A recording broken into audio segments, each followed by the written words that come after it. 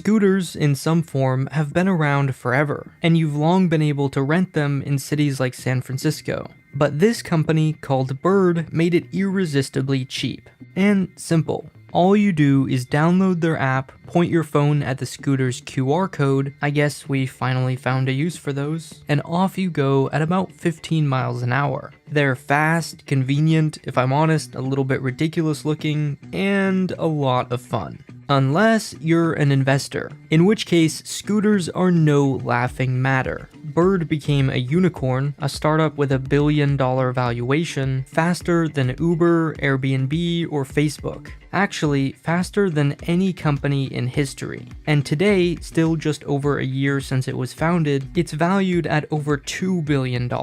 About as much as Reddit or 23andMe. Remember, we're talking about scooters. And it's just one of many, including Spin, Lime, who is also a unicorn, Jump, and about a dozen others. Meanwhile, Google, Uber, and Lyft have all invested millions of dollars. Now, depending on who you ask, these are either ridiculous numbers for barely one-year-old startups in a fad industry, or smart investments in what's clearly the future of transportation. So, which is it? Are scooters a useful means of mobility or an invasion of our sidewalks?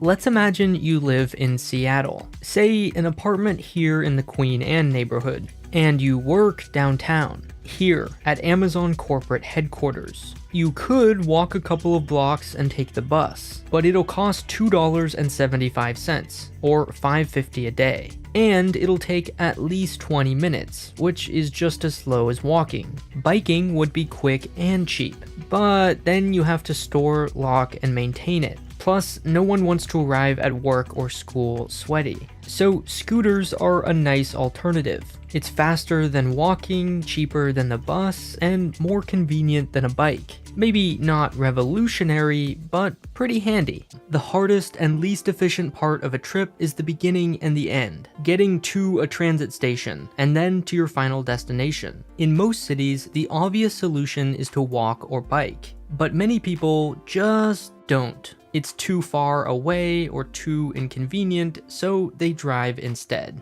That's probably what you'd end up doing here, even though transit is technically available. Now, whether scooters are ultimately good or bad kinda depends on what exactly they're replacing. If people scoot instead of walking or biking, like in the first example, they've lost some exercise and gained some convenience. Not a huge win or loss. But if scooters replace cars, that's a different story. That would mean less traffic congestion and fewer carbon emissions. Of course, it sounds ridiculous. Even with their 20 or 30 mile range, they aren't really practical for long trips. But they don't actually have to be. Not directly. If scooters make it easier to get to and from the bus station, you're more likely to take it. All they need to do is make transit a more desirable option. The effect is fewer cars on the road. That's especially useful in underserved and far away neighborhoods. Here, scooters aren't just a novelty, they're a means to greater mobility. Lime showed this in 2017, when it reported that 40% of riders started or ended their bike rides at public transit stations. All of this is possible because there's always a scooter nearby. Instead of docks or stations, you pick them up and leave them wherever.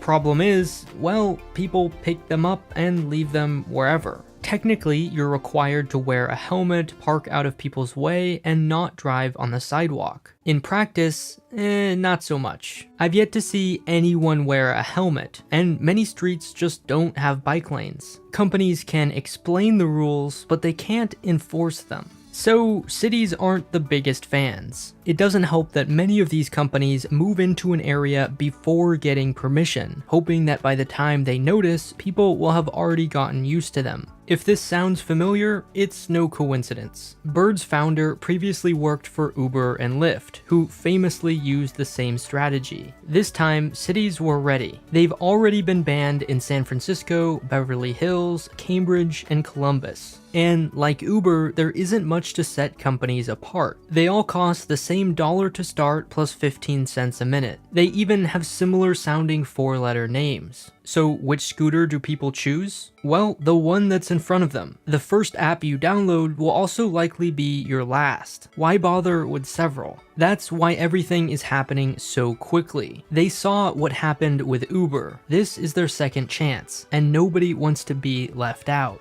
In China, it happened with bikes. Companies dumped them on every street and corner until there was more bike than sidewalk. Demand just couldn't keep up with supply, and now they sit in trash piles so big they'd impress Wall-E. But with enough market share, the economics are good. Most companies use the Xiaomi M365, which let's assume they buy in bulk for about $250. Lime says they're used an average of 8 to 12 times a day, so let's say 10 rides at an average of about $3 each. Of course, there's also charging. Anyone can sign up to become a charger, or as Lime calls them, juicers. At night, they pick them up off the streets, take them home, and plug them in for about $5 to $10 a scooter. So we'll subtract $7.50. That means the average scooter makes something like $22.50 a day, and pays for itself in under 2 weeks. Even accounting for things like maintenance and theft, which Lime says affects less than 1% of its scooters, there's money to be made.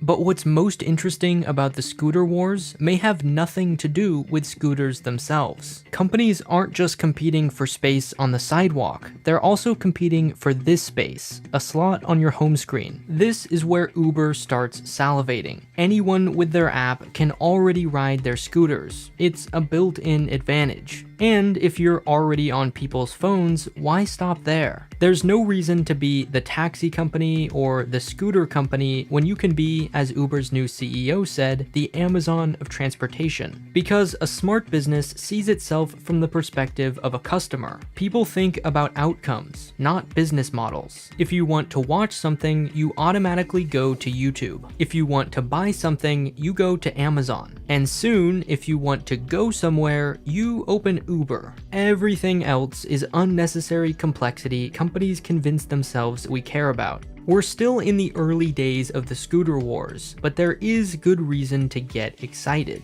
And the big picture is really about platforms, the relationship between government and private corporations, and increasingly battery technology. The future of everything from cars to scooters and phones depends on how efficiently we can store energy. And the best